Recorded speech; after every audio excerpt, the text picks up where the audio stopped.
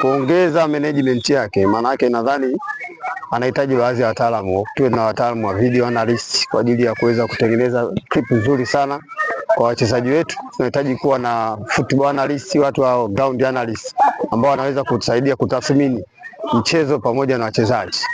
Lakini pia kuwa mvumilivu, kama unavyofahamu hapa watoto wanakuja wanatoka kwenye familia mbalimbali ambazo zina malezi tofauti.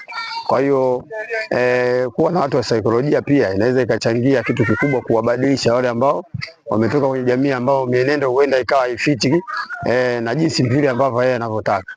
Lakini pia kuwa na maono ya muda mrefu sana kwa ajili ya kutengeneza sura ya baadaye. Maana nadhani kuna wale malengo marefu ya muda mrefu, awe ana kalenda ndefu ya kuweza kuona wapi tunakwenda na wapi tunatoka. Lakini pia kutengeneza connection kati yake yeye na vituo vingine, academy mbalimbali, kuwa na mechi za majaribio za mara kwa mara, kutembeleana, kubadilishana uzoefu, kuwa na mechi za kirafiki.